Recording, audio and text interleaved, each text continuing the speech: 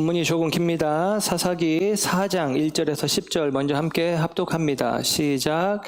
에훗이 죽으니 이스라엘 자손이 또 여호와의 목전에 악을 행하매 여호와께서 하솔에서 통치하는 가나안 왕 야빈의 손에 그들을 파셨으니 그의 군대 장관은 하롯의 닥고임에 거주하는 시스라요. 야빈 왕은 철병거 900대가 있어 20년 동안 이스라엘 자손을 심히 학대했으므로 이스라엘 자손이 여호와께 부르짖었더라. 그때에 랍비돗의 아내 여선지자 드보라가 이스라엘의 사사가 되었는데 그는 에브라임 산지 라마와 베델 사이 드보라의 종려나무 아래에 거주하였고 이스라엘 자손은 그에게 나아가 재판을 받더라. 드보라가 사람을 보내어 아비노함의 아들 바락을 납달리 게데스에서 불러다가 그에게 이르되 이스라엘의 하나님 여호와께서 이같이 명령하지 아니하셨느냐? 너는 납달리 자손과 스불론 자손 10,000명을 거느리고 다볼산으로 가라. 내가 야빈의 군대 장관 시스라와 그의 병거들과 그의 무리를 기손강으로 이끌어 내게 이르게 하고 그를 내 손에 넘겨주리라 하셨느니라. 바락이 그에게 이르되 만일 당신이 나와 함께 하면 내가 가려니와 만일 당신이 나와 함께 가지 아니하면 나도 가지 아니하겠노라 하니 이르되 내가 반드시 너와 함께 가리라. 그러나 내가 이번에 가는 길에서는 영광을 얻지 못하리니 이는 여호와께서 시스라를 여인의 손에 파실 것임이라 하고 드보라가 일어나 바락과 함께 게데스로 가니라. 바락이 스불론과 납달리를 게데스로 부르니 10,000명이 그를 따라 올라가고 드보라도 그와 함께 올라가니라. 아멘. 17절에서 22절 함께 이어서 합독합니다. 시작.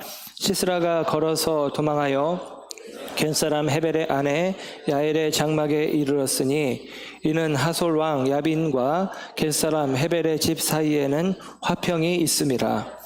야엘이 나가 시스라를 영접하며 그에게 말하되 나의 주여 들어오소서. 내게로 들어오시고 두려워하지 마소서 하매 그가 그 장막에 들어가니 야엘이 이불로 그를 덮으니라. 시스라가 그에게 말하되 청하노니 내게 물을 조금 마시게 하라. 내가 목이 마르다 하매 우유 부대를 열어 그에게 마시게 하고 그를 덮으니 그가 또 이르되 장막문에 섰다가 만일 사람이 와서 내게 묻기를 여기 어떤 사람이 있느냐 하거든 너는 없다 하라 하고 그가 깊이 잠드니 헤벨의 아내 야엘이 장막 말뚝을 가지고 손에 방망이를 들고 그에게로 가만히 가서 말뚝을 그의 관자놀이에 박음에 말뚝이 꿰뚫어 땅에 박히니 그가 기절하여 죽으니라. 바락이 시스라를 추격할 때에 야엘이 나가서 그를 맞아 그에게 이르되 오라 내가 찾는 그 사람을 내가 내게 보이리라 하매 바락이 그에게 들어가 보니 시스라가 엎드러져 죽었고 말뚝이 그의 관자놀이에 박혔더라. 아멘. 아멘. 자리에 앉으십니다. 오늘 이 시간에도 하나님의 사랑하심과 은혜가 저와 여러분 가운데 함께하기를 축복합니다. 우리 사사기로 함께 은혜를 나누고 있고 오늘 6번째 시간 사사 드보라라는 제목으로 말씀을 전합니다. 부제는 고장난명이라는 제목입니다. 우리가 지난주에 삼갈의 이야기를 살폈어요. 한 절밖에 기록되어지지 않은 말씀이었는데 제가 한 절의 말씀이었지만 나중에 이렇게 영상을 다시 보니까 길게 설교를 했더라고요. 오늘 고민을 했습니다. 오늘 드보라의 이야기는 사사기 4장과 5장에 걸쳐져서 2장에 걸쳐져서 이야기가 됩니다. 한 번에 설교를 할까 2번에 설교를 할까 어제 사실은 밤늦게까지도 고민을 하다가 2번에 나눠서 하기로 했습니다. 그러니까 여러분에게는 기대가 생기겠죠. 한 번에 하면 길 텐데 2번에 하면 좀 짧게 하시겠지라는 기대가 있을 것 같아요. 그 기대에 부응하면 좋겠습니다. 안 믿네요. 네. 삼갈의 이야기를 지난 시간에 살피면서 삼갈의 소모는 막대기, 그 소막대기의 의미를 우리가 생각하면서 손의 이미지를 가지고 하나님의 손에 그 소막대기가 붙들렸을 때 그 소막대기는 우리 인생을 하나님의 은혜의 자리로 몰아가는 하나님의 손으로 생각을 했습니다.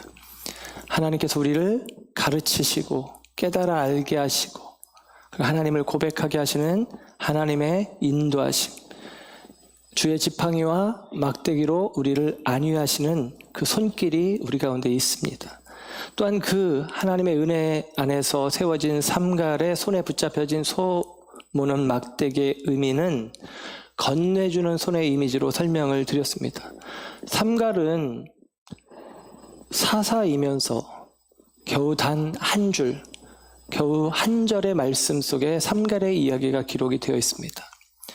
성경의 기자가 간과하듯이 혹은 그냥 무시하듯이 한 절로 기록되어진 말씀이지만 그 속에서 우리가 길게 말씀을 살폈던 얘기는 그만큼이나 얻어낼 것들이 많이 있었음을 또 확인하는 시간이기도 했습니다. 그런데 그 삼갈의 이야기는 마치도 괄호표와 같다라고 말씀을 드렸죠. 오늘 본문에 시작하는 말도 에훗이 죽으니라고 4장 1절에 시작이 되어집니다. 분명히 사사는 1대 사사 온니엘, 2대 에훗, 3대 삼갈, 4대 드보라 이렇게 이어져야 되고 삼갈이 죽으니 에훗이 사사가 되었다라고 성경이 기록해 줘야 되는데 삼갈은 괄호 넣기 하듯이 지워버리고 에훗이 죽으니 에훗 후에 드보라가 세워졌다라고 이야기를 하는 것이죠. 삼갈은 괄호 넣기 같은 인생입니다. 그러나 그 삼갈이 이해되어질 때에 오늘 세워지는 드보라가 이해가 되어지는 것입니다. 때로는 우리 인생 가운데 자기를 비워냄을 통해서 다른 이들을 세워가는 일들이 있습니다. 삼갈 같은 경우는 그런 것이죠. 농부에 불과하고 그리고 대단한 일을 이루지 않았지만 그도 사사였더라. 그도 사사였더라. 나도 하나님이 쓰셨다. 나 같은 사람도 하나님은 사용하신다. 그러니 너도 쓸 것이다.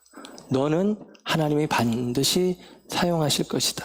자기 인생을 괄호로 만들며 다른 일을 온전히 세워가는, 그래서 하나님의 은혜의 능력의 손을 건네주는 역할을 하는 것이 삼갈이라고 생각해 볼 수 있습니다. 오늘 이제 그 삼갈에게서 하나님의 권능을 건네받은 드보라의 이야기를 살피게 되어지는데 이 드보라의 이야기의 배경을 먼저 살펴보시면 1절부터 3절까지 표현되어 있는데요. 사사기는 계속같이 반복이라고 했죠. 하나님께서 그들을 복주시고 평안을 허락하셨을 때 그들은 하나님을 떠나 타락하게 되어지고 하나님은 타락한 이스라엘을 압제하는 자의 손에 넘겨버리십니다. 그 압제 속에 고통받으면서 하나님께 부르짖고 부르짖어 하나님께서 구원자를 내셔서 그들을 구원하시고 다시 평안의 자리로 세워가시는 것이죠. 이 과정이 반복이 되어지고 있는데 오늘 본문 속에서도 그 이야기는 여전히 반복이 되어집니다. 1절의 말씀을 보면 에훗이 죽고 나서 이스라엘 자손이 또 여호와의 목전에서 악을 행하며 그럽니다. 또 이 말 참 지긋지긋합니다. 앞으로 계속 반복됩니다. 또 악을 행하였다라고 하는 것이죠. 여호와의 목전에서 악을 행하였는데 오늘 우리가 읽은 4장의 말씀은 내러티브, 스토리예요. 이야기예요. 5장은 같은 이야기를 다루고 있는데 노래입니다. 시와 같아요. 그래서 산문과 운문이 4장과 5장으로 있습니다. 성경학자에 따라서는 5장이 먼저 기록되었고 4장이 덧붙여졌다. 혹은 4장의 기록을 따라서 5장의 노래가 후에 만들어졌다. 등등 여러 해석들이 있지만 우리는 이해할 때 4장과 5장이 겹쳐지는 내용도 있지만 상호 보완하는 내용들이 많아요. 그러니까 더 이야기를 또렷하게 또 더 이야기를 확대시켜서 우리에게 이해하게 하는 것이 4장과 5장의 이 이야기와 노랫말에 합쳐진 내용들입니다. 그래서 우리는 4장과 5장을 통해서 함께 이 드보라의 이야기를 더 자세하게 또 더 또렷하게 우리가 살펴볼 수 있게 되어지는데요. 이 5장 8절에는 이런 표현을 해요. 무리가 새 신들을 택하였으므로 그럽니다. 그러니까 여호와의 목전에서 악을 행했는데 그 악이 무엇이냐? 이스라엘이 새로운 신을 택하였다라고 하는 사실입니다. 하나님이 아닌 가나안의 다른 신들을 섬기기 시작했다라는 것이죠. 그래서 하나님께서 갑주고 사신 백성들을 하솔 왕 야빈이라는 사람의 손에 넘기셨다라고 2절에 이야기를 하고 있습니다. 이 넘기시는 이야기 속에 파셨다라는 표현을 쓰거든요. 4장 2절 중간에 보면 그들을 야빈의 손에 파셨다. 여러분 기억하십니까? 구원을 설명할 때 구원은 그냥 주어지는 게 아니라 값주고 사는 것이다. 그래서 하나님께서 우리를 값주고 사신 것이죠. 특별히 예수의 피값으로 저와 여러분을 구원하신 것입니다. 값주고 사셨는데 어린 양의 피, 유월절 사건을 통해서 이스라엘을 택하시고 그들을 구원하셨는데 그들이 하나님의 구원을 저버렸을 때 하나님께서 그들을 다시 파시는 것입니다. 되파시는 것이죠. 여러분 그런 의미가 있습니다. 그들 가운데 있는 구원이 멀어지는 것이죠. 나아가서 그 팔았다는 의미가 약혼시킨다는 의미가 있다고 말씀드렸잖아요. 그렇게 좋으면 가서 한번 살아봐라는 것입니다. 그렇게 이방의 신들이 좋으냐 가나안의 신들이 좋으냐 그들을 섬겨봐라. 그들 밑에서 한번 압제당하며 고통당하며 신음해봐라 라고 하는 마음으로 넘겨주는 것입니다. 결국 이스라엘이 또 하나님 앞에 범죄함으로 말미암아 그들이 가나안의 왕 하솔 지역을 섬기는 야빈이라는 사람의 손에 넘겨지게 되는데 20년 동안 고난을 겪었다라고 이야기를 합니다. 오늘 본문 가운데 보면 3절에 보면 심히 학대했다라고 표현을 해요. 이 학대라는 말이 다른 성경에 이제 민수기에 나오는데요. 이스라엘이 이제 출애굽하여 모압 땅을 지나서 가나안 땅으로 이렇게 들어가려고 하는데 모압 왕 발락이 이스라엘이 자기 땅으로 지나가는 것을 전쟁을 하려고 하는 줄 알고 막아섭니다. 그러면서 이 이스라엘을 저주하기 위해서 한 예언자를 부르는데 발람이라고 하는 예언자죠. 그래서 발람이 돈을 받기로 하고 나귀를 타고 이 모압 땅으로 가려고 하는데 이 나귀가 앞으로 가질 않는 것입니다. 그래서 채찍질하면서 매질하면서 빨리 가라고 재촉을 하는데 나귀가 벽으로 가더니 벽에 막 몸을 비비는 것입니다. 앞으로 가라고 채찍질하는데 몸을 비비니까 그 나귀를 타고 있는 발람의 다리가 나귀의 몸과 벽 사이에 그 다리가 비벼지는 거잖아요. 극심한 고통을 겪는 것입니다. 그때 나귀에서 내려서 나귀를 죽이려고 하는데 그때 나귀가 말을 하죠. 천사가 나를 막고 있다. 검들고 있다. 그렇게 이야기를 하는 것입니다. 그때 쓰여진 말이 이 학대라는 말이에요. 짓누르다, 짓이기다 그런 표현입니다. 그러니까 극심한 고통으로 주어지는 것이죠.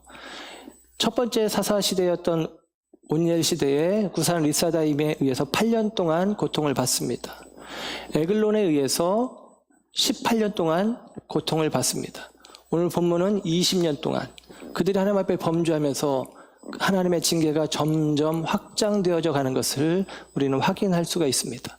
그리고 그 압제 역시도 더 깊어졌다는 표현이 오늘 보면 심히 학대했다는 표현 속에 나오는 것입니다. 여러분 안타깝죠. 하나님의 은혜를 떠난 백성들이 결국에는 더 큰 고난과 고통 속에 들어갈 수밖에 없음을 성경이 이야기해 줍니다. 그런 배경 속에 이제 드보라라고 하는 사사가 등장이 되어지는 거예요. 사실 이 하솔이라는 나라라기보다는 이 하솔은 도시 국가인데요. 이제 예전의 이름으로는 텔 하솔 이렇게 이야기를 합니다. 텔이라는 말이 이제 도시가 형성되어진 지역은 다 텔이라는 말이 붙어요. 그래서 이스라엘의 지명을 보면 뭐 텔이라는 말이 많이 붙습니다. 뭐 텔아비브 뭐 그런 식으로 해서 이름이 많이 붙는데 이 텔이 도시를 뜻하는데 고고학적으로도 이 하솔이라고 하는 지역이 가나안 이스라엘 영내 안에서 가장 고고학적으로 큰 도시로 발견이 되어져요. 그만큼이나 번성한 나라로 여겨집니다. 그런데 이 하솔이라고 하는 나라는 사실은 오늘 본문 이 드보라 시대 이전에 약 150년 전에 여호수아 시대에 여호수아기에 보면 멸망되어진 도시 국가예요. 그러니까 여호수아가 여러분 편에서 보면 이렇게 요단강을 건너서 이제 가나안 땅의 중앙 부분을 치고 그 다음에 남쪽을 치고 그 다음에 북쪽을 치는데 마지막에 북쪽을 칠 때 북쪽에 연합군이 형성되어져서 이스라엘을 막아서는데 그 북쪽 연합군의 대표 왕이 하솔 왕 야빈이라고 이야기를 합니다. 그러니까 150년 전에 야빈이 지금도 살아있는 게 아니라 야빈은 마치도 바로 혹은 아비멜렉처럼 왕을 뜻하는 말이에요. 그러니까 하솔의 왕이라는 것인데 그때 여호수아가 그 북방에 있는 나라들을 점령하고 그리고 다 불살랐다, 하솔을 불살랐다라는 표현이 여호수아서 11장에 나와요. 그런데 그 뒤편에 바로 이어서 높은 산들에 있는 마을들은 불지르지 않았다라는 표현이 나오는 거예요. 조금 남겨둔 것이죠. 조금 남겨둔 것이 이스라엘을 지금 삼키는 것입니다. 여러분 기억하시겠지 모르겠지만 우리가 사사기를 하면서 첫 번째 주의 첫 번째 말씀의 제목이 절반의 승리였습니다. 이스라엘은 가나안 정복 전쟁에 완전히 승리했죠. 그러나 조금 남겨두었거든요. 블레셋 쪽에는 가사와 가드와 아스도드에 조금 남겼다. 북방의 땅들을 차지하고 불살랐지만 높은 산 위에 있는 마을들은 불태우지 않았다. 아주 조금 남긴 것인데 그 조금 남긴 것이 마치도 누룩과 같이 가루서마를 부풀어 오염시키듯이 이스라엘 가운데 하나님이 아닌 다른 신들을 섬기게 하는 악한 도구로 쓰임받는 것이고 그들로 말미암아 이스라엘은 넘어지고 그들로 말미암아 이스라엘은 지금 압제받고 있는 것입니다. 여러분 이 본문의 이야기를 통해서 우리는 우리 안에 있는 더러움은 죄는 그 부분이라도 찰나라도 그 작은 편린이라도 허락할 수 없다는 사실을 우리는 기억해야만 합니다. 오늘 이와 같은 상황 속에 가나안 왕 하솔의 왕 야빈이 지금 압제하고 있는 상황 속에 이스라엘이 있는 거예요. 그리고 그 20년이 찬 시간에 오늘 본문 속에는 선지자가 하나 세워지는데 드보라입니다. 그런데 드보라를 묘사하는 드보라의 프로필이 4절에 나오죠. 이렇게 기록됩니다. 그때에 랍비돗의 아내 여선지자 드보라가 이스라엘의 사사가 되었다라고 이야기합니다. 여러분 여선지자 드보라라고 이야기를 해요. 랍비돗의 아내 여선지자 드보라. 아까 삼갈이 이야기를 하면서 삼갈이 나도 쓰임받았는데 라고 표현하면서 자기를 과로로 만들었던 의미 그리고 하나님의 은혜의 능력의 손을 건네주었다는 의미는 이 여선지자라는 의미 속에 크게 담겨져 있는 것입니다. 여러분 우리말에는 그냥 여선지자 드보라이지만 히브리어 원어 성경에는 직역하면 이런 말이에요. 여자 여선지자 이샤 네비야 그렇게 이제 되어 있습니다. 나비라는 말이 선지자인데 네비야는 여성형이에요. 그러니까 여선지자라는 말이 네비야인데 그 앞에 이샤라는 말이 붙어요. 젊은 사람들은 요즘 그 CCM 가운데 부르는 노래 유명해진 노래 중에 하나가 이쉬가 이샤에게라는 노래가 있어요. 이게 이제 아담이 하와에게 남자가 여자에게 남편이 아내에게 그런 의미를 담고 있어요. 그래서 이샤가 여자인데 히브리어 원어에는 여자 여선지자 이렇게 쓰이는 거죠. 여자인 여선지자. 여선지자란 말 안에 다 있는데 우리말에도 이런 표현들이 있잖아요. 역전, 앞. 역전이면 다 아는데 역전, 앞 이렇게 쓰거나 처가라고 쓰면 되는데 처가집 이렇게 쓰는 거죠. 이런 의미들을 이제 국어 문법에서는 예를 들면 동의 처버 혹은 잉어적 표현 그렇게 쓰더라고요. 말하자면 일반적으로 우리말에서는 한자말하고 국어하고 순우리말하고 합해지면서 이렇게 동의 처버 현상이 생기는데 히브리 말은 사실은 우리 문법하고는 달라서 그럴 필요는 없는데 여기서는 같은 의미가 반복되어서 여자, 여선지자라는 말이 반복되면서 강조가 되고 있는 것입니다. 에훗의 이야기 속에서 오른손을 쓸 수 없는 사람, 왼손을 쓰는 사람이 아니라 오른손을 쓸 수 없는 사람 해서 장애를 입었다는 것을 강조해 주듯이 오늘 본문 속의 여자 사사 드보라, 여자 여선지자라고 하는 말은 여자라는 말을 거듭 이야기하면서 강조해 주고 있다는 거예요. 한마디로 말하면 여잔데 어떻게 사사가 되었지? 라고 하는 느낌이죠. 여잔데 사사가 되었다고? 라고 하는 의문표가 달릴 만한 상황이다라는 것입니다. 오늘날에야 많은 여성분들이 굉장히 탁월하게 일들을 감당하고 있지만 또 여성 지도자들도 많이 있지만 고대 사회에서는 특히나 이스라엘 가운데는 속된 말로 가당치도 않은 이야기인 것이죠. 이스라엘의 입장에서는 이 사사 드보라가 사사가 되어서 여선지자 드보라가 사사가 되어서 5절 말씀해 보면 종려나무 아래서 재판하는 일을 했다고 해요. 이스라엘의 법에는 여자는 재판정에서 증인도 못합니다. 증인 역할도 못하는 게 여자예요. 그런데 증인 정도가 아니라 재판을 하는 판관의 자리에 이 여인이 서 있다라고 하는 사실이죠. 놀라운 이야기입니다. 그 자체로도 참 신기하고 놀라운 것입니다. 고대 사회의 여성에 대한 인식, 예수님 시대 이후에도 바울 같은 경우도 여자들은 가르치고 권면하는 일을 하지 말아라, 그런 이야기를 해요. 근데 지금 여성분들이 선생님도 많이 하잖아요. 예. 그런데 바울이 그런 이야기를 했다는 거예요. 그 시대의 문화가 그렇다는 것입니다. 초대교회 교부 가운데 터툴리안이 있는데, 터툴리안은 좋은 사람이에요. 굉장히 좋은 성직자입니다. 그런데 그분이 이런 이야기를 했어요. 여성은 누더기와 상복을 입고 인류를 타락으로 이끈 죄를 참회해야 한다. 무슨 말 같지도 않은 말. 예. 아마도 여성이 인류를 죄악으로 이끌었다는 얘기는 선악과를 아담에게 주어서 먹어 했던 게 여자라서 그렇게 이해를 그 시대에는 했던 것 같아요. 306년에 있었던 스페인 종교회의에서는 이런 결정사항이 있었습니다. 여자는 남편의 허락 없이는 다른 교인과 편지를 쓰거나 받아서는 안 된다.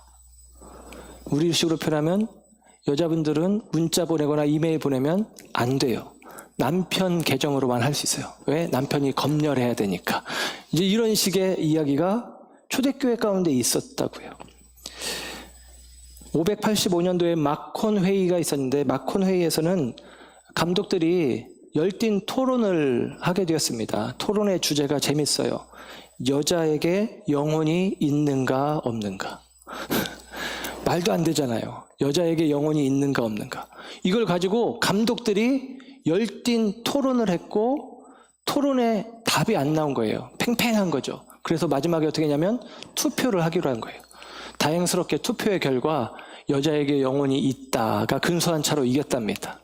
근데 그때 만약에 없다 그랬으면 여자들은 사람도 아닌 것처럼 그렇게 여겨질 그게 예수님 시대 이후의 일인데, 지금 사사 드보라의 이야기는 예수님 시대보다도 1200여 년 전, 지금부터 3200여 년, 3300년 전의 이야기란 말이에요.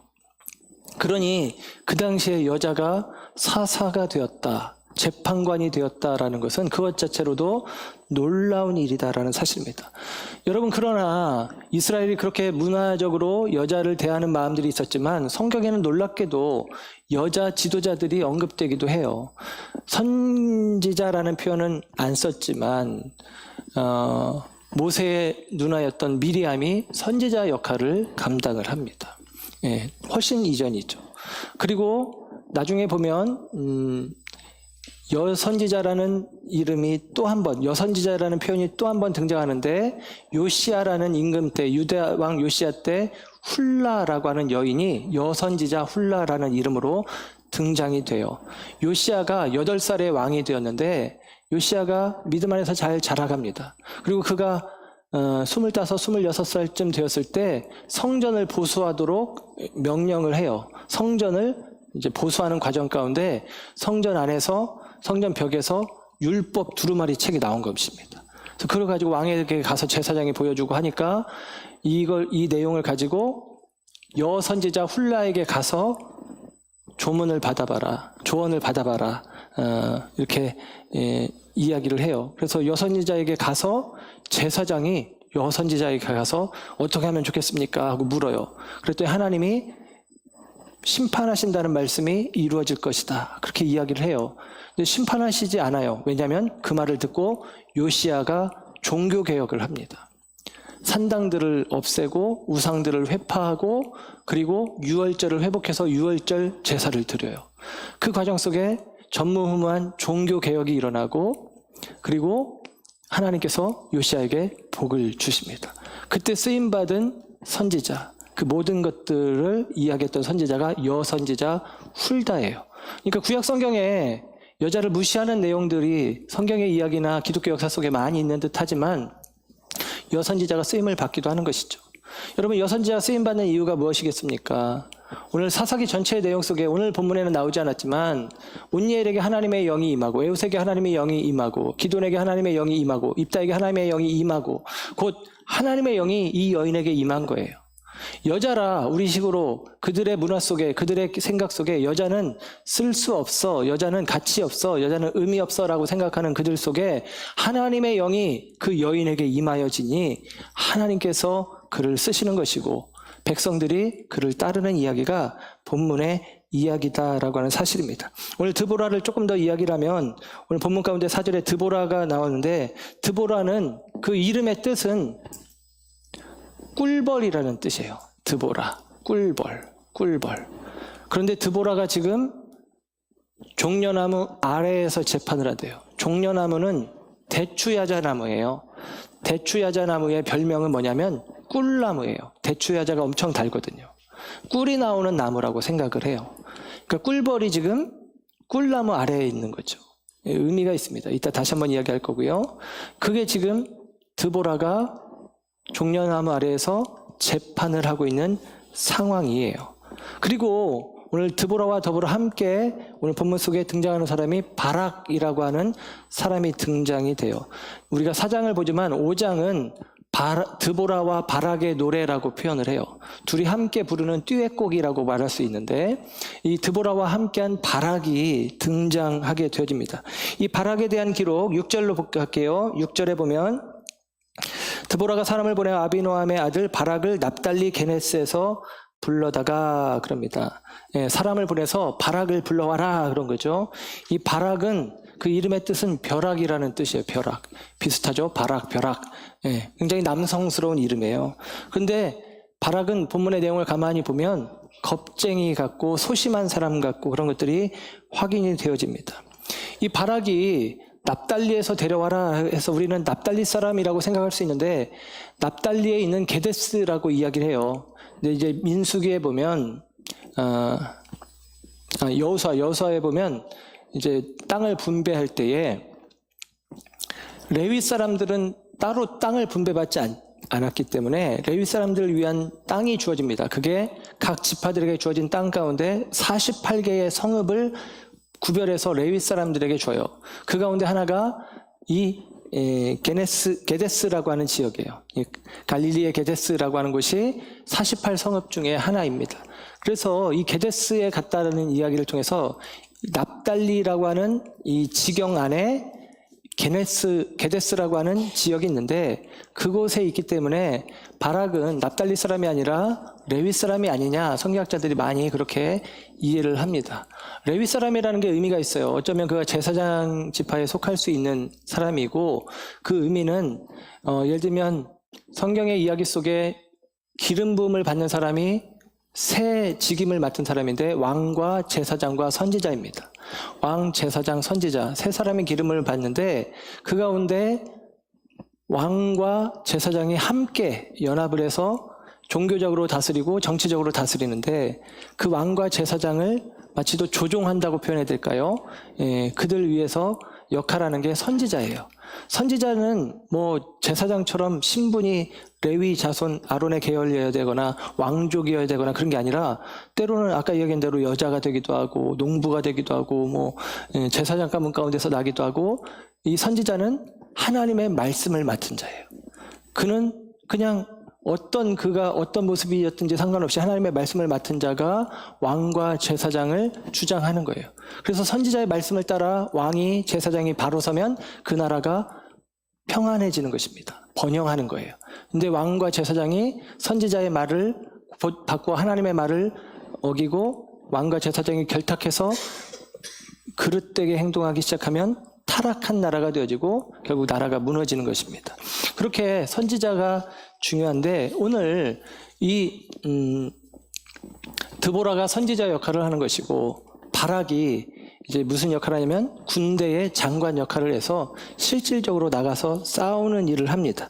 그래서 바락을 불러다가 싸움터로 나가라라고 드보라가 이야기하는 거예요. 이제까지의 사사는 온니엘이나 에우지나 삼갈이나 다 직접 가서 싸웠거든요. 재판한 얘기는 없는데 드보라는 여자라 그런지 재판했다는 이야기는 있지만 전쟁터에 나가서 싸우는 것은 여자의 손이 아니라 남자의 손으로 하도록 그래서 남자를 부르되 바락을 불러서 전쟁을 하도록 이야기가 진행이 되어집니다. 그런데 오늘 보면 8절의 말씀을 가보실까요? 바락이 드보라가 자기를 전쟁터로 나가라고 이야기할 때 이렇게 반응합니다. 8절 바락이 그에게 이르되 만일 당신이 나와 함께 가면 내가 가려니와 만일 당신이 나와 함께 가지 아니하면 나도 가지 아니하겠노라. 아멘.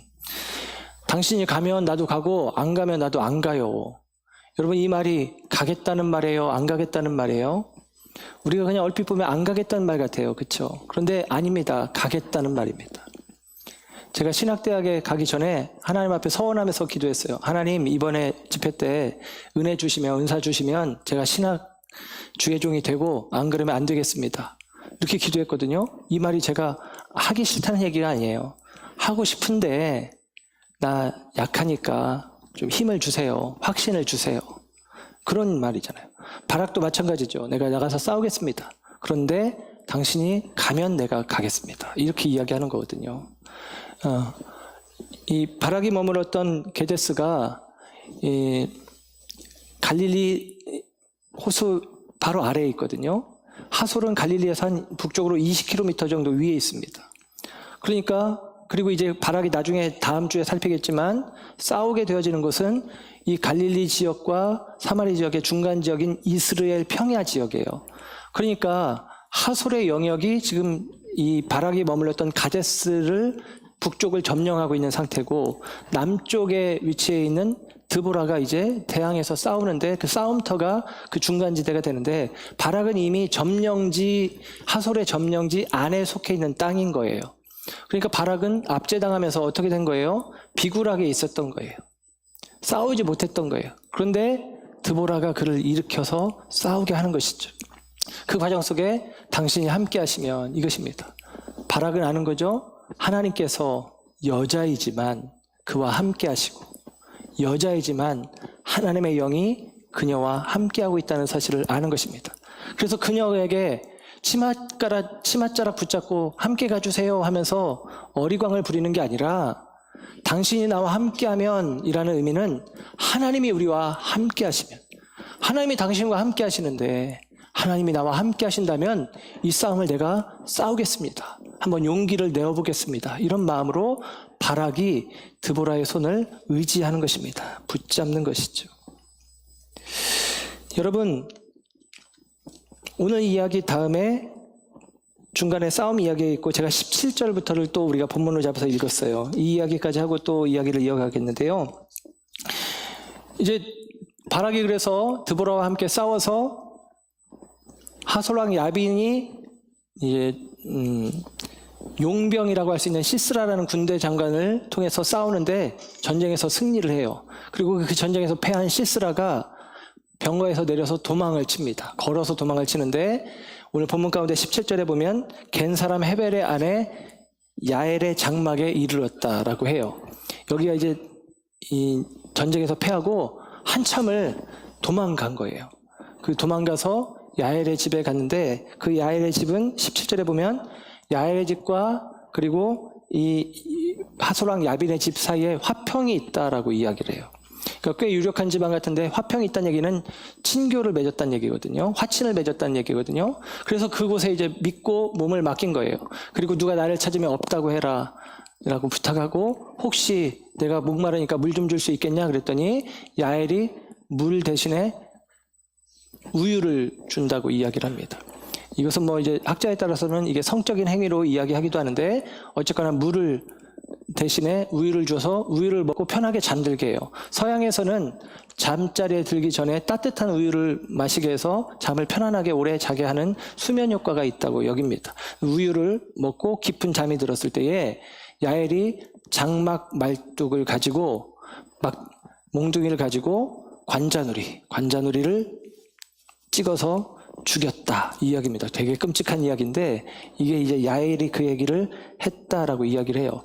야엘이라는 이 여인의 이름 뜻이 뭐냐면 산염소라는 뜻이 있어요. 그래서 이 야엘이 우유를 줬다는 의미를 성적인 의미로 말하자면 함께 동침한 것으로 이해를 하기도 하는 경우가 있습니다. 그런데 여러분 이 야엘은 어떤 사람이냐면 겐 사람 헤벨의 아내 야엘이라고 했어요. 겐이란 얘기는 10절에 보면 11절에 보면 모세의 장인 호밥이라고 하는데 정확하게는 모세의 원어의 의미는 모세의 처남이라고 해석하면 돼요. 모세의 처남 호밥, 이드로의 아들인데요. 말하자면 모세의 장인 족속은 이방인 족속입니다. 그 족속이라는 얘기예요. 그러니까 이 여인은 이방인이고 이 여인은 여인인 것입니다. 유대인들이 매일 하는 기도 속에 유대인 남자들이 이런 기도를 한답니다. 하나님, 이방인이 아닌 것을 감사합니다. 하나님, 여자로 태어나지 않은 것을 감사합니다. 그런데 이 여인 야엘은 이방인이면서 여인인 거예요. 그런데 이 여인이 시스라를 죽이는 것입니다. 드보라가 바락을 부르면서 이런 말을 하거든요. 바락에게 어떤 이야기를 하냐면, 영광은 네가 얻지 못하고 여자가 얻을 것이다. 그러니까 전쟁에 네가 승리는 하겠지만 전쟁의 승리의 마지막 공로는 뇌가 아니라 다른 여자가 받을 거야 라고 예언을 하는데, 그 여자가 바로 이 야엘입니다. 시스라, 적의 적장을 죽였거든요. 그래서 이 야엘이 영광을 받게 되어지는 것인데요. 여러분, 하나님이 일하시는 방식이 놀랍지 않습니까? 여인을 통해서, 겁쟁이 바락을 통해서, 그리고 야엘이라고 하는 이방 여자를 통해서 하나님이 일하신다라고 하는 사실입니다. 오늘 말씀의 제목을 드보라라고 이야기해놓고 부제로 고장난명이라고 제가 부제를 정했잖아요. 이 고장난명이라고 하는 말은 사자성어입니다. 이 한비자라고 하는 사람이 공명편에서 이런 이야기를 합니다. 임금과 신하 사이의 관계에 대해서 이야기를 하면서 그 관계가 바로 세워질 때에 공명, 함께 더불어 공로를 세워서 이름을 날릴 수 있다, 공명을 낼 수 있다, 이렇게 이제 이야기를 하는 거예요. 그러면서 군주와 신하가 뜻이 같아야 한다라는 이야기를 합니다. 우리 주보에도 제가 실어드렸는데, 그래서 군주는 백성들이 그를 추대하고 따를 때 군주다워지는 거고, 신하는 임금이 인정하고 신뢰하고 맡겨줄 때 신하는 신하로서의 역할을 잘 할 수 있고, 그럴 때 둘이 합쳐져서 공명을 이룰 수 있다라고 이야기를 하는 거예요. 그러면서 그 이야기를 하면서 그 내용 속에 이런 게 있습니다. 일수 독박 수질 무성. 이 말이 뭐냐면, 한 손으로는 홀로 쳐서는 아무리 빨라도 소리가 나지 않는다, 그런 말이에요. 한 손으로는 아무리 쳐도, 빠르게 쳐도 소리가 나지 않는다. 그래서 이 말이 나중에 줄어진 말이 고장난명, 외로울 고, 손바닥 장, 어려울 난, 울명.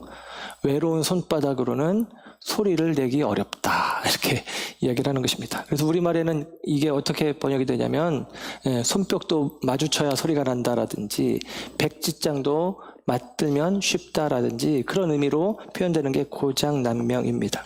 여러분, 오늘 이야기가 저는 그런 이야기가 아닌가 하는 생각을 해봅니다. 여선지자 사사 드보라, 그가 이스라엘의 구원자로 세워지되 그가 혼자 이 일을 감당하는 것이 아니에요. 여자이지만 하나님이 세우셨고 그에게 권능을 허락하셨지만 그는 혼자 그 일을 감당하는 것이 아니라 바락을 부릅니다. 그리고 바락과 더불어 전쟁을 치루어 가는 거예요. 그리고 그 일에 한 여인이 더해지죠. 야엘이라고 하는 이방인 여인의 그 불필요해 보이고 그 무력해 보이는 손이 더해져서 적을 완전히 물리치는 거예요. 오늘 본문 속에 예를 들면 10절로 보시면 이렇게 기록이 돼요. 10절에 바락이 스불론과 납달리를 게데스로 부르니 그랬습니다. 여러분, 이 전쟁에 참여한 사람 중에 대표 지파가 스불론과 납달리인데요. 5장으로 넘어가셔서 보십시오. 14절, 5장 14절부터 잠깐 보겠습니다. 여기 이제 더 자세한 설명이 있는데, 이 하솔왕 야빈과의 이 시스라가 이끄는 하솔왕 야빈 군대에 철병거가 900대나 되는 이 군대와 싸울 때에 함께 참여한 지파가 있고 참여하지 않은 지파가 있다고 기록을 해주는 거예요. 14절부터 보는데, 에브라임이 나왔고 베냐민이 같이 싸우고, 14절 마길은 므낫세 지파의 속합니다. 므낫세의 아들의 이름이 마길이거든요. 그러니까 므낫세는 두 지파가 있는데 요단 동편, 요단 서편이라면 요단 서편에 있는 지파는 지금 같이 싸우는 거예요. 그리고 이사갈도 싸웠다라고 이야기합니다. 그런데 15절 하반절에 루벤에 대한 기록이 16절까지 이어지는데 반복해서 이야기하죠. 루벤 시냇가에서 큰 결심이 있었도다. 16절 끝에도 루벤 시냇가에서 큰 결심이 있었다. 큰 결심이 있었다라고 하니까 우리가 그냥 성경 읽을 때는 야, 결단하고 싸웠나 보다 싶지만 이 얘기는 그들이 그냥 시냇가에 큰 결심이 있었다. 우리는 시냇가에 있는데, 우리는 양 기르고 있는데, 푸른 초장에 있는데 뭐 싸우냐, 그냥 여기 있자, 이 결정을 했다는 거예요. 그들은 안 싸우기로 결정한 것입니다. 길르앗도 17절에 보면 요단강 저쪽, 요단강 동편에 있으니까 안 싸우겠다라고 하는 것이죠. 뭐예요? 강 건너 불구경. 왜 우리가 싸워야 돼? 이런 것입니다. 단은 배에 머무름이고 아셀은 해변에 있다. 그들은 저쪽 지중해 연안가에 있으니까 그들은 또 지금 이스라엘 평에서 싸우는 게 먼 거예요. 우리는 불편하지 않아, 힘들지 않고 안 싸웠다라는 것입니다. 반면에 18절에 오늘 본문 4장 10절에 나오는 것처럼 5장 18절에 스불론은 죽음을 무릅쓰고 목숨을 아끼지 아니한 백성이고 납달리도 그렇게 하였다라고 이야기를 합니다. 여러분, 이스라엘의 많은 지파들 가운데 참여한 지파도 있고 참여하지 않은 지파도 있고 여기 언급되지 않은 유다 지파나 시몬 지파, 저 남쪽에 있는 지파는 언급도 안 돼 있어요. 그런데 여러분, 참여한 지파들이 특별히 지금 스불론과 납달리가, 지금 납달리는 게데스 지역, 이 바락이 있는 지역인데 그 지역에 있는 사람들은 바락을 신뢰하고 바락을 따라 나온 거예요. 목숨 걸고 싸우기로 결단한 것입니다. 예, 그래서 싸운 거예요. 그런데 여러분 보십시오. 돕는 이들도 있고 돕지 않는 이들도 있습니다.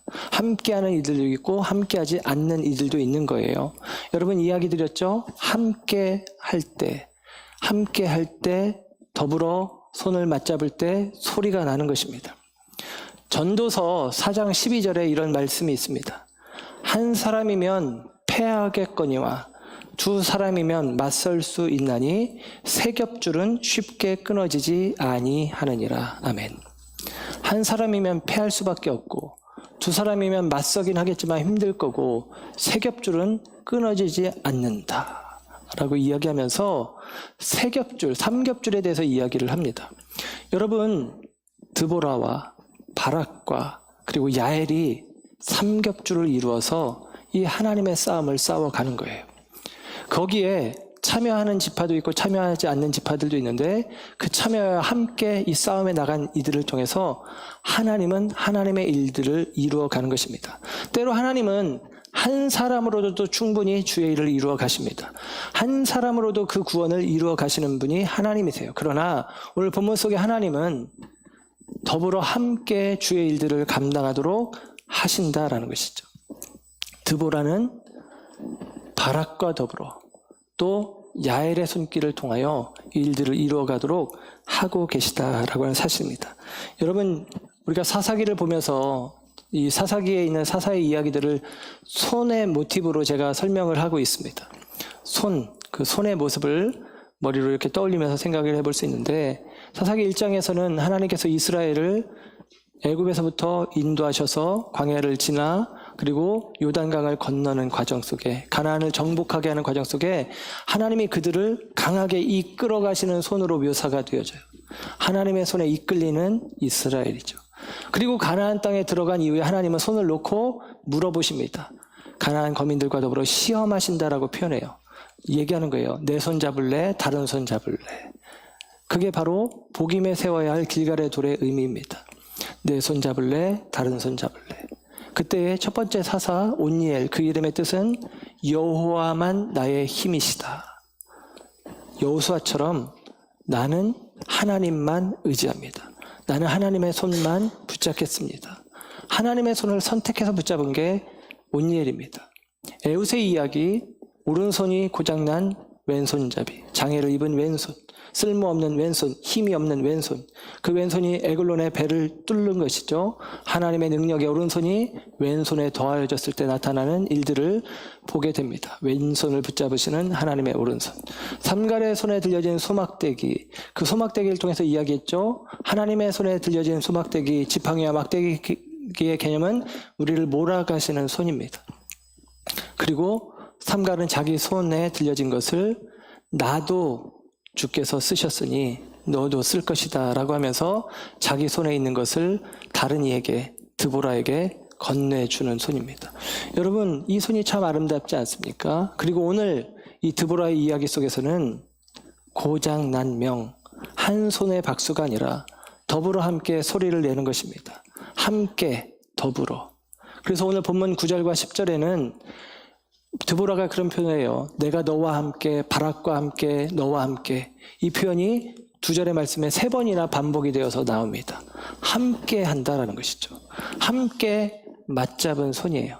함께 맞잡은 손, 함께 더불어 주의 일을 감당하는 것이고, 세 겹줄이 되어서 이 싸움을 싸우는 것이고, 나 혼자서는 안 되지만, 둘도 힘들지만 셋이 함께 할 때, 여러분, 우리로 치면 이런 거 아닙니까? 교회 공동체가 이런 의미 아니겠어요? 목회자가 교회를 세우는 것 아니잖아요. 성도들만 교회를 세운 것 아니잖아요. 더불어 함께 주의 일들을 감당하는 것입니다. 더불어 함께 손을 맞잡고, 내가 조금 더 능하다고, 야엘의 손, 그 손은 무능한 손이야, 무력한 손이야, 불결한 손이야, 우리에게 더해졌을 때 오히려 귀찮고 불편하기만 해 라고 여기지 않고, 오히려 가장 볼품없어 보이는 그 손을 통해서 이 전쟁의 마침표를 찍게 하시는 하나님의 역사를 보게 됩니다. 그렇게 무력한 손들이지만 여인의 손이, 겁쟁이 바락의 손이, 그리고 이방인이면서 이름 없는 여인 야엘의 손이 더하여져서, 거기에 유다 지파라든지 단 지파라든지 유력하고 싸움 잘하는 지파들이 아니라 정말로 스불론과 납달리처럼 볼품없는 지파들이지만 그들의 용맹함이 더하여져서 이 영적 싸움에서 승리하는 것입니다. 사랑하는 여러분, 저와 여러분이 잘난 사람이 어디 있습니까? 그러나 우리 가운데 하나님의 부르심이 있고 우리가 그리스도의 이름 안에 함께 모여진 줄로 믿습니다. 머리 되신 그리스도 안에서 우리가 함께 연합되어질 때, 함께 손을 맞잡을 때 우리는 주님의 일들을 감당하며 이 땅 가운데 하나님의 구원을 성취하게 되어질 줄 믿습니다. 특별히 오늘 드보라가 중심 인물이고 다음 주에 제가 바락을 이야기할 것인데요. 드보라는 여자라고 말씀을 드렸죠. 그리고 이 일에 영광받은 이 사람도 여자입니다. 여자라는 말이 굉장히 강조되어 있는데, 드보라 이름의 뜻 꿀벌, 그가 지금 종려나무, 꿀나무 아래에서 판단을 하고 있는 것입니다. 그는 꿀을 내고 있는 거예요. 야엘은 산염소인데 그가 우유를 내어주어서 그 방식으로 시스라를 죽입니다. 이 야엘의 손에 들려진 장막 말뚝은 여인들, 고대 사회에는 여자들이 장막 텐트를 쳤대요. 별게 아니니까. 그러니까 여인의 손에 들려진 도구입니다. 이 여인의 손에 들려진 이 볼품없는 도구로 마치도 삼갈, 농부 삼갈에 손에 들려진 소막대기로 블레셋 600명을 죽이듯이 여인의 손에 들려진 일상의 도구, 볼품없는 도구로 적장을 죽이는 것입니다. 그런데 이 여인 야엘의 그 이름이 산염소라는 뜻이 있고, 그 여인이 이 일을 이루는 데 있어서 젖을, 곧 우유를 내는 방식을 취하는 것입니다. 여러분, 재밌지 않아요? 이 이야기가 참 신기하지 않습니까? 가나안 왕, 가나안 땅 하솔 왕이 그 땅을 통치하고 있어서 이스라엘은 압제 속에 젖과 꿀이 흐르는 땅에서 피폐해지고 그리고 굉장히 괴로운 삶을 살아갑니다. 근데 하나님께서 그들을 구원하시되 그들에게 다시 젖과 꿀이 회복된 땅을 허락하시는데, 그 도구로 꿀벌이라는 이름을 가지고 있는 드보라를, 산염소라고 하는 이름을 가지고 있는 야엘이라는 여인들을 통해서 하나님이 그 일을 이루시는 것입니다. 이 원리는 우리에게도 마찬가지입니다. 저와 여러분이 무력한 자들이지만 저와 여러분들을 하나님께서 택하시고 부르신 것은, 저와 여러분들이 세상 가운데 무력한 인생들이지만 저와 여러분이 함께 더불어 손을 맞잡고 주의 일을 감당할 때에 우리로 하여금 젖과 꿀이 흐르는 땅에 머물게 하는 일이 아니라 내 속에서 젖이 나고 내 속에서 꿀이 나게 하여 우리가 서 있는 그 두 발 딛고 서 있는 그 땅을 하나님이 가나안으로 만들어 가시는 것입니다. 하나님이 천국으로 만들어 가시는 것입니다. 이 일에 저와 여러분이 부름을 받은 것입니다. 야엘은 야빈의 손을 뿌리치고 하나님의 손을 붙잡는 거예요. 하나님 편에 서기로 결단하여 그 인생으로 젖을 내는 것입니다. 드보라는 하나님의 공의로 판단하며 그들 가운데 단물을, 꿀을 내는 것입니다. 사랑하는 여러분, 이 시대에 이 드보라와 야엘 같은 인물들은 누구냐?